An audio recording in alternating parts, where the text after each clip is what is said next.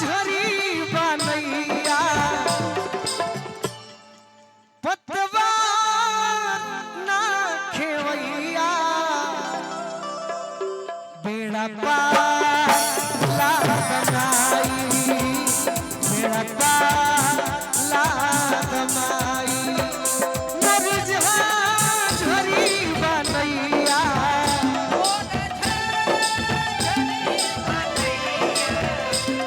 पतवार ना खेवैया बेड़ा पाला बनाई बेड़ा पाला बनाई।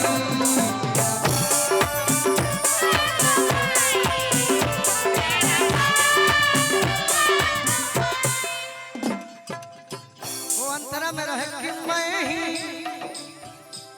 मैं देखूं तुझे पिया और न देखे कोई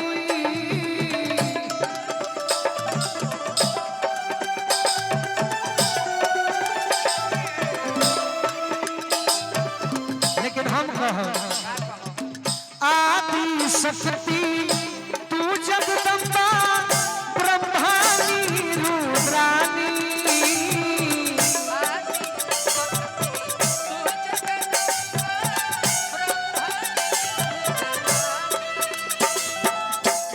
विष्णु प्रिया तू ही हो जग के तू कल्याणी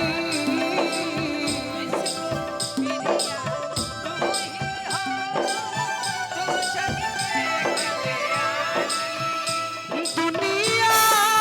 के तू मतारी बगरी राखो हमारी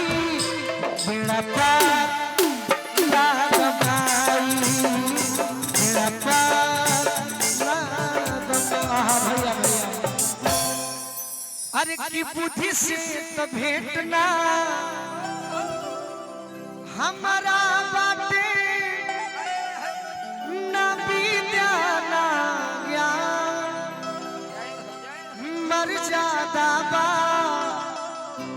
रहुरे हाथ में बलका पते दो ध्यान चरण कमल के आशा माई बदली दो दासा बेड़ा पार लाद माई बेड़ा पार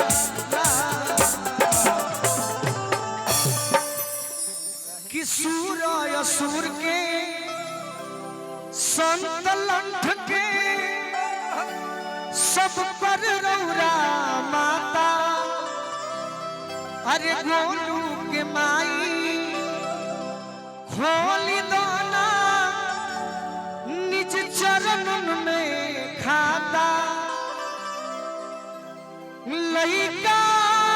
हवे शिकारी